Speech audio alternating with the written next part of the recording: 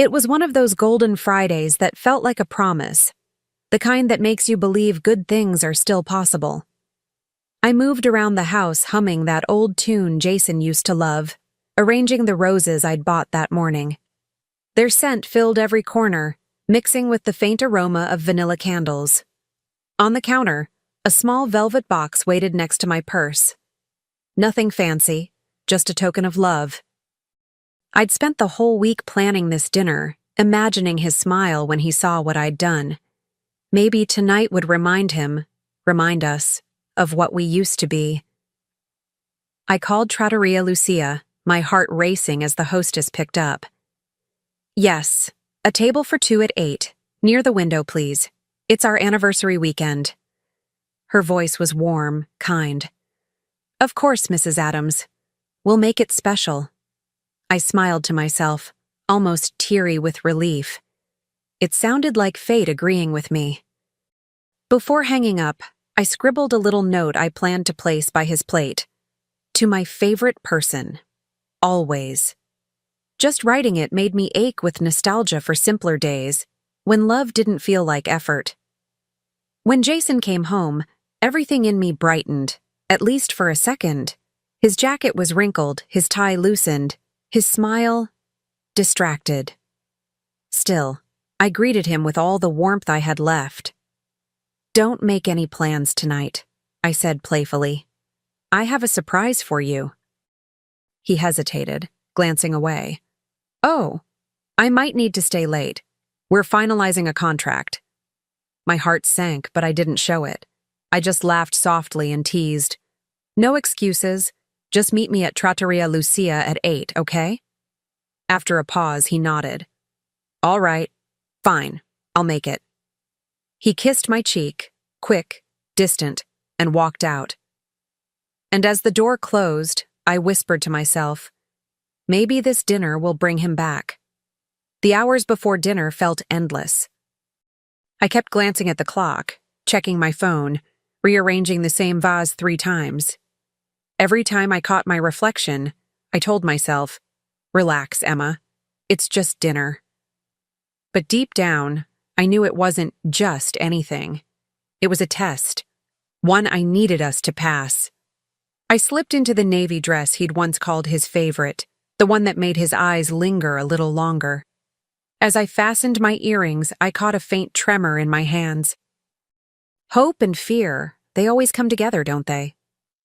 By the time I got to Trattoria Lucia, the city lights had started to blur like watercolor. Inside, everything felt soft and familiar. The hum of quiet conversations, the clink of glasses, the faint notes of a piano drifting through the air. The hostess greeted me with a smile. "Good evening, Mrs. Adams. Your table's ready." She led me to a cozy corner near the window, just as I'd requested. The view was beautiful. Candles flickering against the glass, rain threatening to start outside.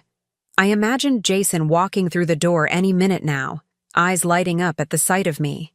I placed the note by his plate and took a deep breath. For a moment, I let myself believe that tonight would fix us. That the distance, the excuses, the late nights, all of it, would melt away under candlelight. The waiter poured me a glass of wine, and I smiled, whispering a silent toast to new beginnings. But as I lifted the glass to my lips, a small voice inside me murmured, "What if he doesn't come?" 8 o'clock came and went. I checked my phone. No messages. The waiter passed by with a polite smile, asking if I'd like to order. "Not yet," I said, forcing a grin. "He'll be here soon."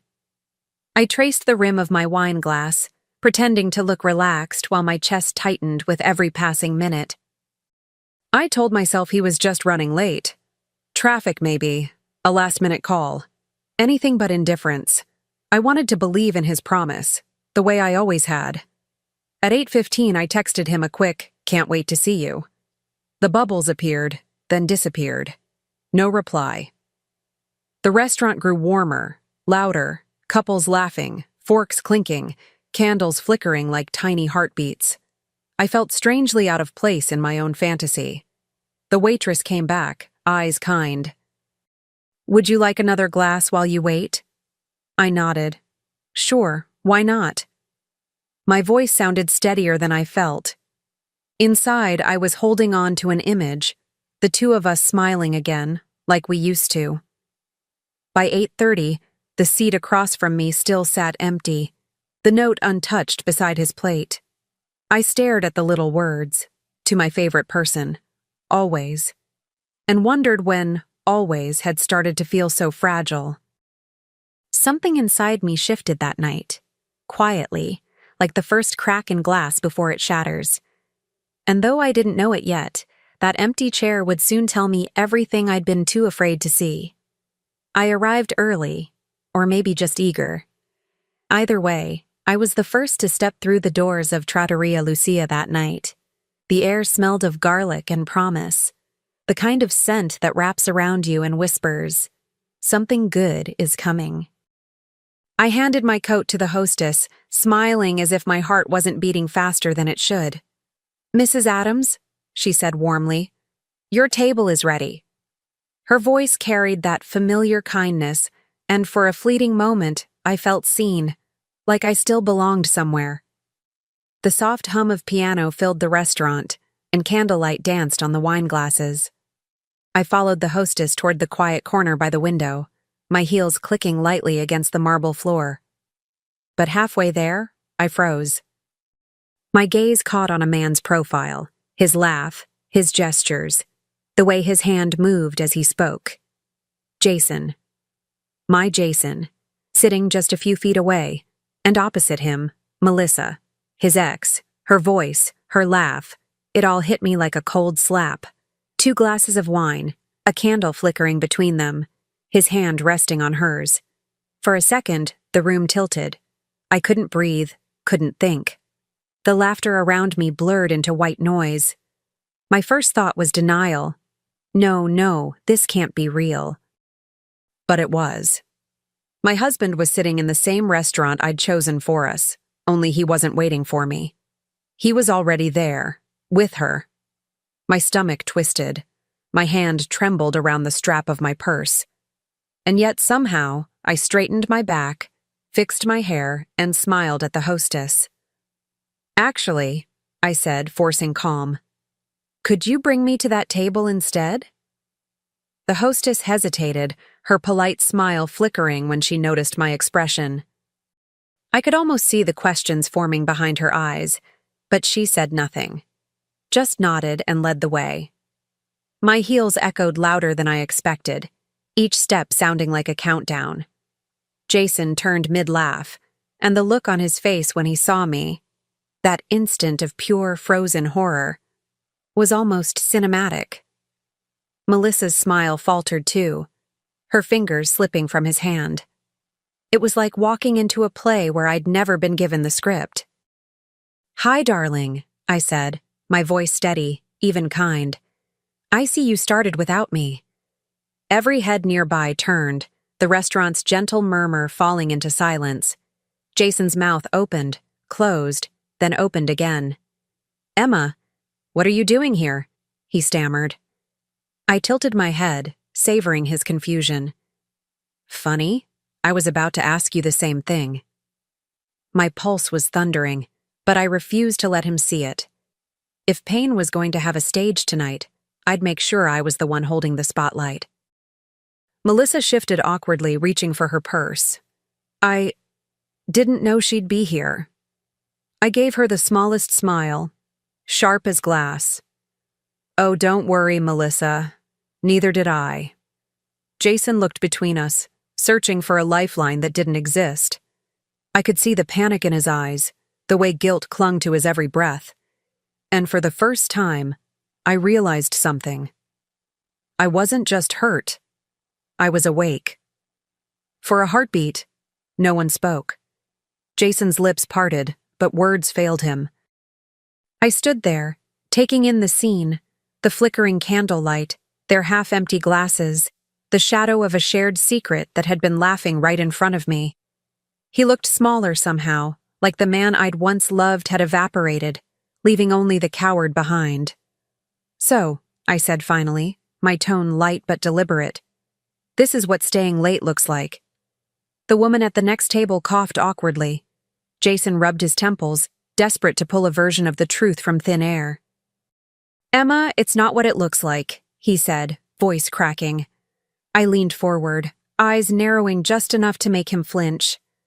"Then please," I replied softly, "enlighten me. Because from here, it looks like you're having a romantic dinner with your ex while your wife waits at home.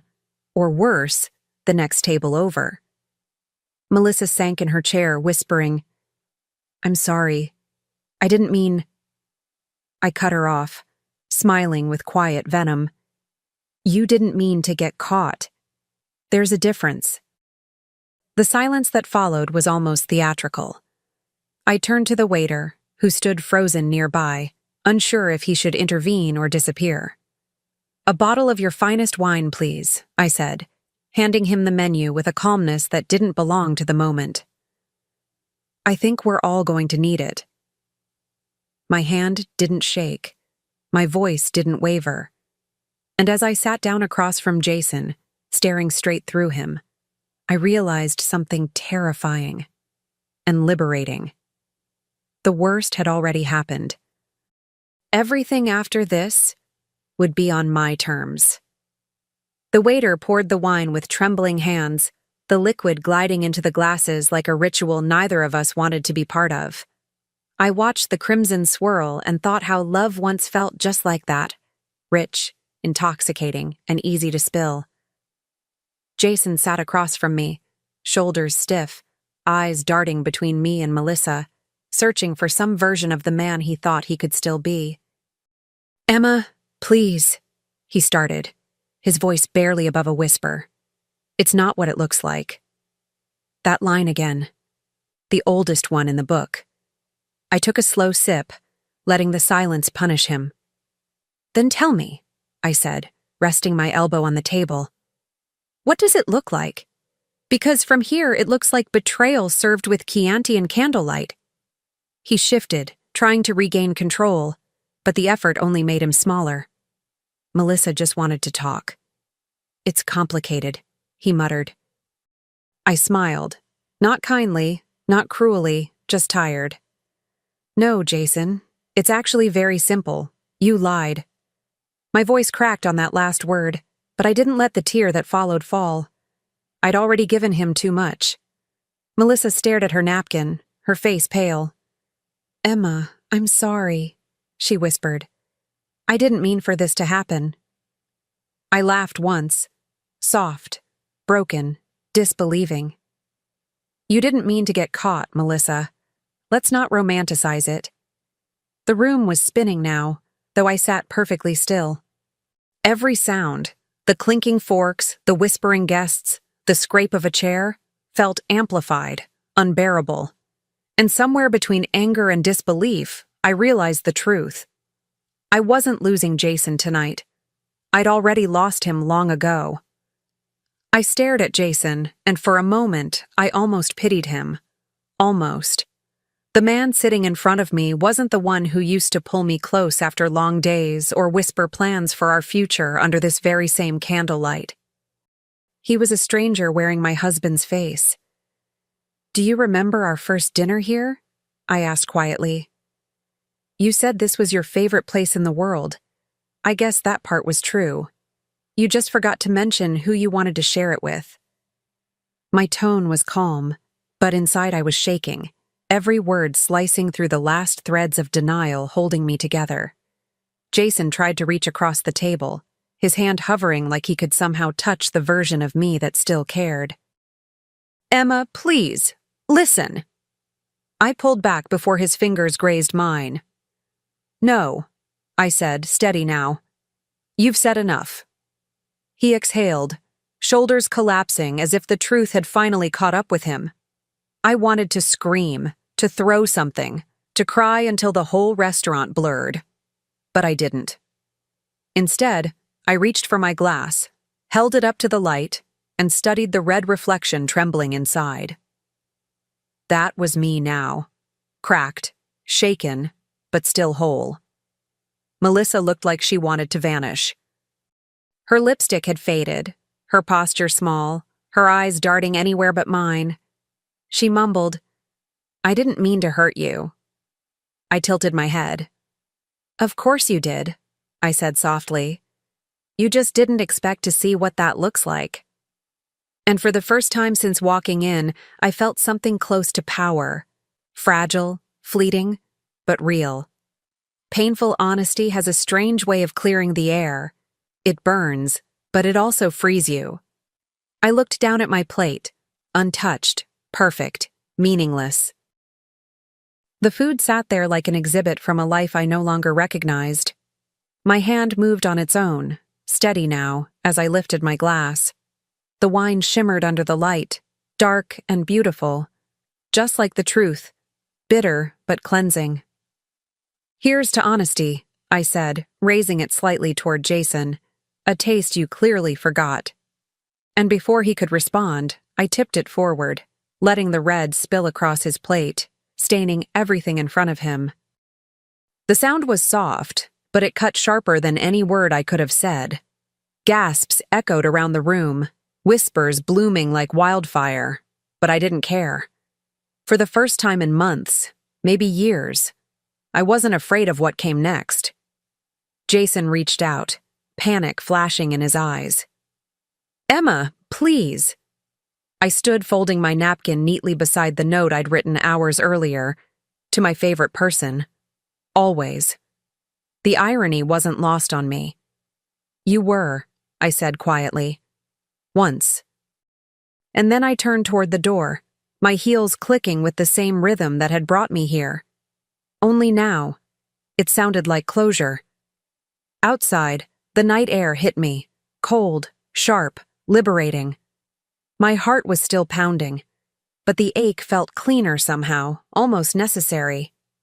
Behind me, the restaurant lights blurred through the glass, and I caught my reflection. Not the woman who'd come to save her marriage, but the one who'd finally stopped begging to be chosen. I walked to my car without looking back, clutching my purse like a promise.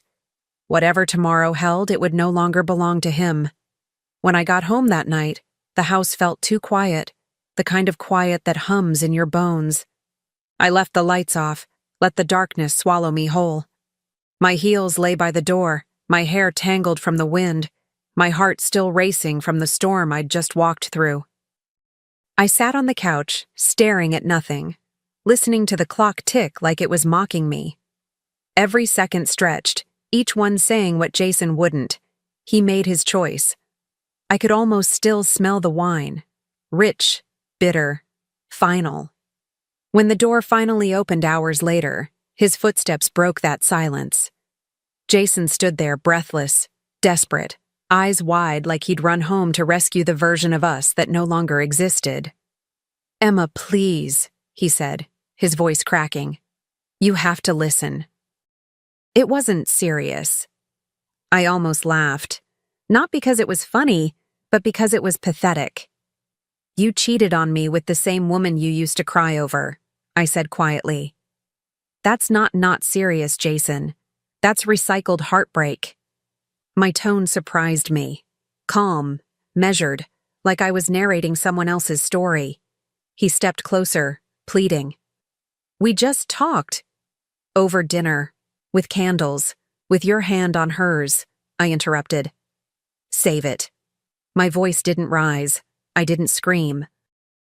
I didn't throw anything. I just stood there, steady and unshakable, while he fumbled for excuses that meant nothing now. I slipped off my wedding ring, simple gold, once sacred, and placed it on the coffee table between us. "You see, Jason," I whispered, "I had something special planned tonight. A surprise dinner, a note, a chance to reconnect. But you gave me something better." Jason looked at me like a man drowning, begging the tide to turn back. "What are you talking about?" he asked, his voice trembling somewhere between guilt and confusion. I met his eyes, really met them, and felt nothing but exhaustion. "Clarity," I said simply. "You gave me clarity."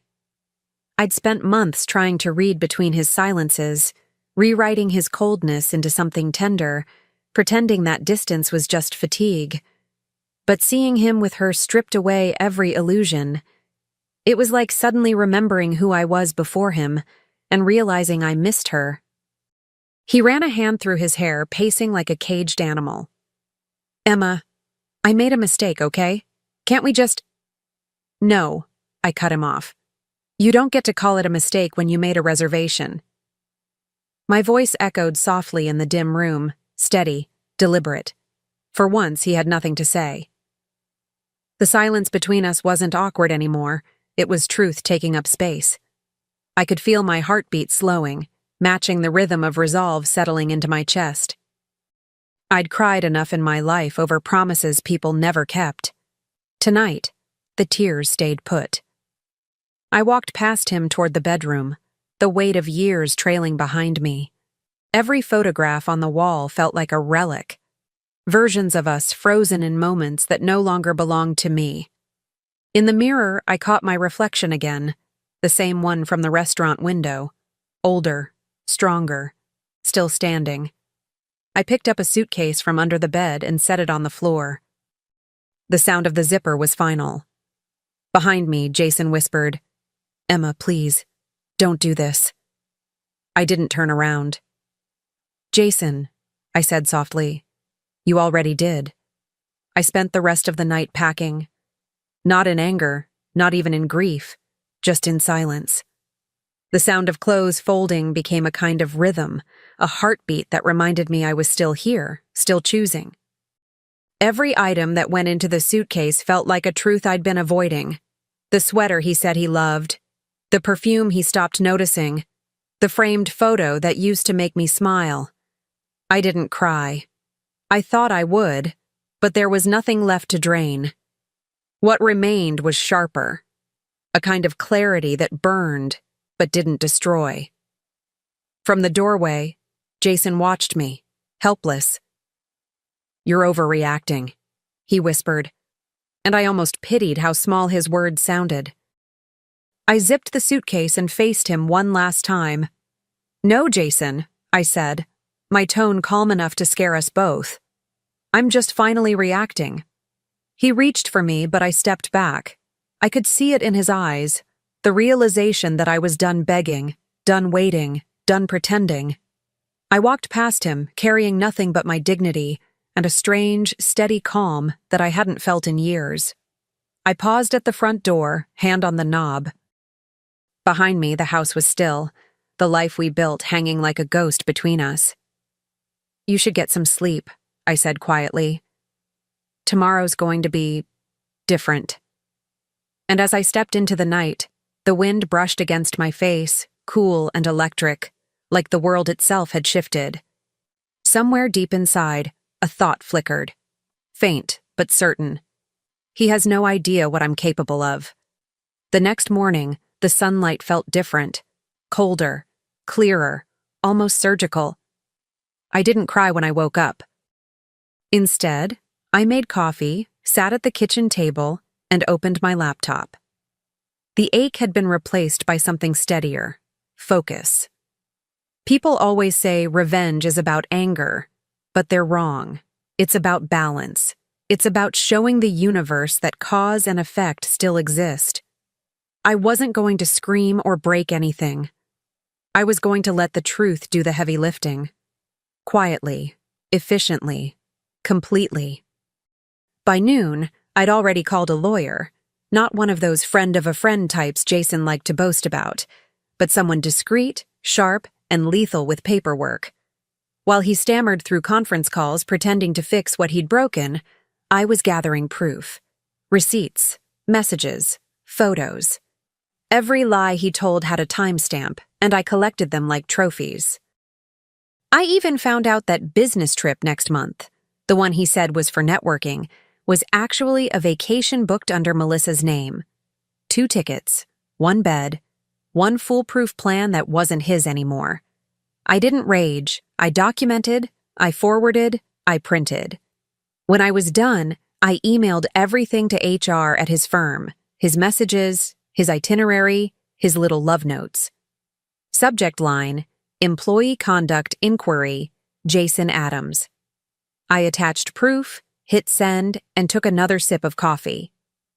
For the first time in weeks, I felt peace. Real peace. The kind that doesn't come from forgiveness, but from finally taking your hands off the wound and letting it scar. It didn't take long for the storm to arrive. By Monday afternoon, Jason's name was whispered through every hallway of his company. I didn't need confirmation. I could feel it. The air around me hummed with invisible justice. Around 6 that evening, he burst through the door, red-faced, eyes wild, the mask finally gone. "You told my company?" he shouted. "You ruined me." I didn't flinch. I just stirred my tea and looked at him the way one looks at a man they've finally seen clearly. "No, Jason," I said evenly. "You ruined us. I just made sure the world saw it." He paced the room like a caged animal, muttering words that didn't matter. Excuses, accusations, the usual noise of guilt turning into blame. "Do you know what you've done?" he spat. "You cost me my career." I took a slow sip, savoring the quiet between us. "No, Jason," I replied softly. "You cost yourself that the moment you forgot who was watching." His anger cracked into disbelief, like he couldn't recognize the woman standing in front of him, the one who wasn't trembling anymore. Maybe he missed the version of me who stayed silent. That version was gone. I handed him the envelope sitting on the counter. Crisp, clean, impossible to ignore. Divorce papers. "You can start a new chapter with Melissa," I said, meeting his eyes. "But you'll have to do it without my support, my money, or my name."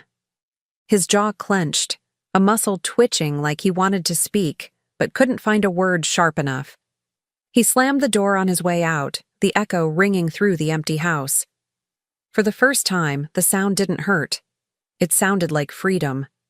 When the door slammed, the silence that followed wasn't empty. It was sacred. I stood there for a long time, just breathing it in. Every corner of that house had witnessed my patience, my waiting, my heartbreak. Now, it finally belonged to me.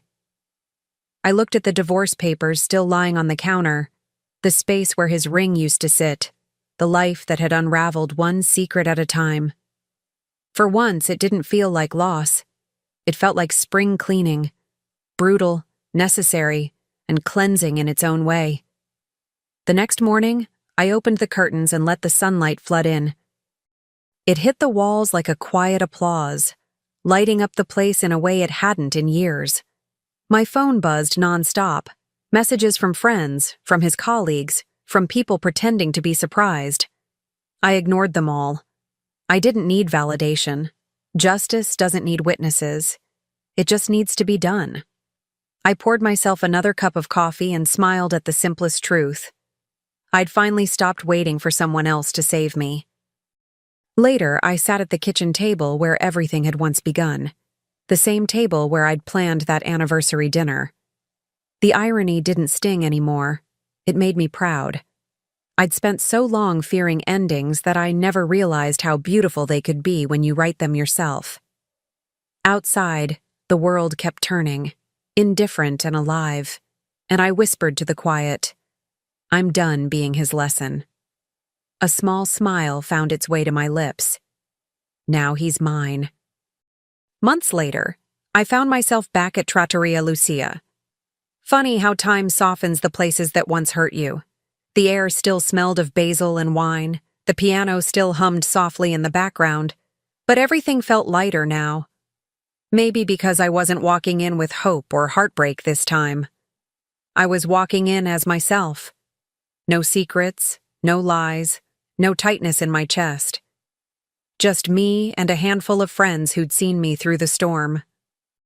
The hostess recognized me instantly, and for a brief second I saw the flicker of concern in her eyes, until she noticed my smile. "This way, Mrs." she started, then paused. "Just Emma," I corrected gently. "Emma's fine." It felt good to say it, like reclaiming my own name. We were led to a table near the same window where I'd once waited, and I laughed softly at the symmetry of it all. My friends ordered wine, chatter filling the air like music. I leaned back, watching the candles flicker, and thought about how strange healing can be. How it sneaks up on you one quiet evening when you realize you're not pretending anymore. Halfway through dinner, one of my friends nudged me playfully. "Can't believe you came back here after everything," she said. I smiled, tracing the rim of my glass. "Oh, I had to. It's where I finally lost the wrong man and found myself." The table went quiet for a moment, then laughter burst around me like light breaking through clouds. I laughed too, not the polite kind, but the real kind, the kind that starts in your chest and shakes loose what used to hurt. For the first time in a long time, I was free. As the evening went on, I realized how peaceful my life had become. Not perfect, but mine.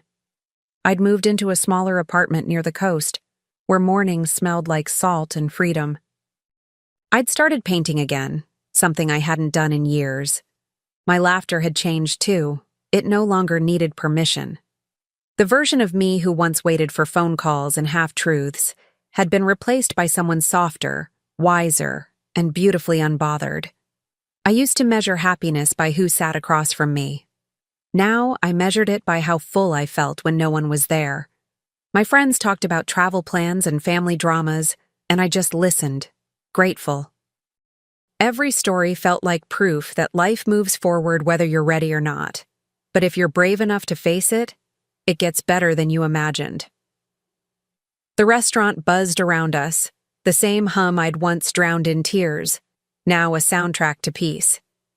I caught my reflection in the window, hair a little shorter, eyes a little steadier, and smiled at her like an old friend finally coming home. Just then, the waiter appeared with a dessert I hadn't ordered. A delicate slice of tiramisu dusted with cocoa, placed gently in front of me. He smiled shyly and slid a small folded note beside it. "From the staff," he said quietly. "We thought you might appreciate this." My friends exchanged curious glances while I picked up the note, my fingers trembling not with sadness, but something sweeter, gratitude. I unfolded the note slowly, the paper soft from careful hands. In neat handwriting it read, "To the woman who always deserved better, from all of us at Lucia's." My throat tightened, but for once, not from pain. My friends leaned in, smiling, eyes glistening. I looked around at the restaurant, the flicker of candles, the clinking of glasses, the laughter that felt like music. Everything was the same, and yet nothing was. This wasn't the place where I'd been broken. It was the place where I'd rebuilt.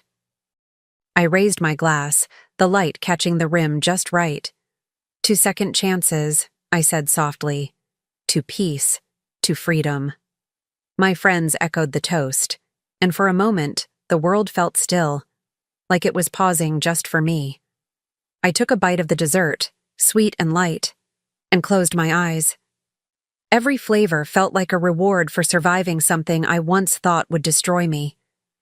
When I opened them again, I wasn't looking back anymore. I was looking forward. As we laughed and clinked glasses, I heard my own voice in my head, clear, steady, certain. He turned our love into a lie. I turned his lie into my liberation. And just like that, I smiled. Not because I'd won, but because I'd finally stopped losing myself trying to. The past had taken enough. The rest of my life was mine to savor.